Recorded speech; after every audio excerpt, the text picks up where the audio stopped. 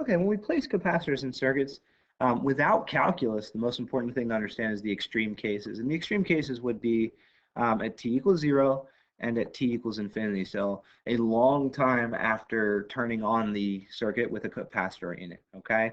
So simply at t equals 0, a capacitor is uncharged and it wants to accumulate charges on the plates. The plates are conductors and they allow charges to flow freely. Well, if you allow charges to flow freely, basically at t equals 0, the capacitor acts as a wire, okay? It is going to very quickly allow charges to come out of the battery, and it's going to allow charges to flow for free. So capacitor acts as a wire at t equals 0, okay? So what I want to do is I want to consider a simple circuit, and this is a battery with a single resistor and a single capacitor, okay? So we have one resistor and one capacitor, and very simply at t equals 0, so maybe I have a switch.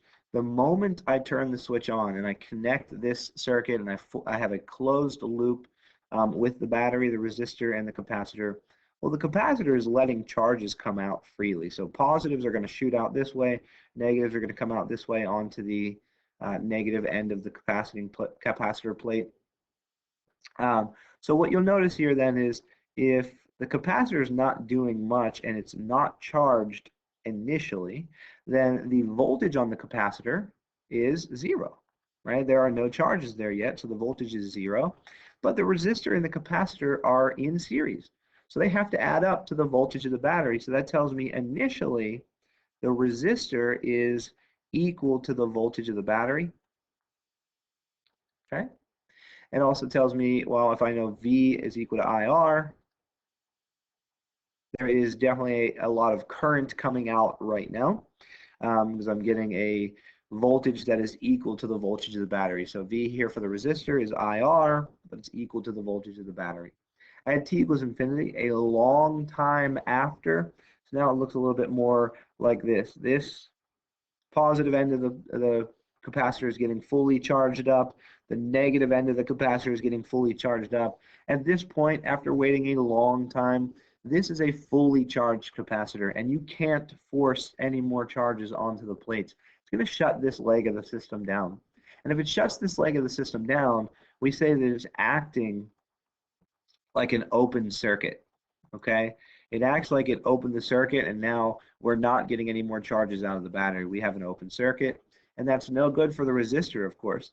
So here we've reached a point where the capacitor has all of the voltage. It has the voltage of the battery, and we could find then the total amount of charge, because again, total amount of charge is Q over C.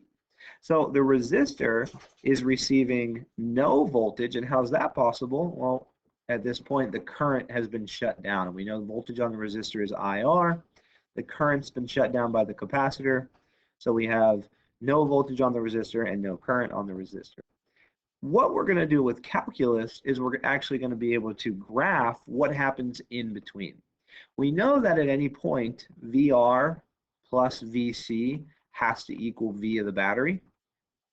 So we should expect that the voltage on the capacitor should be increasing from 0 to V battery, and the voltage on the resistor should be decreasing from V battery to 0. But how is that curve going to look?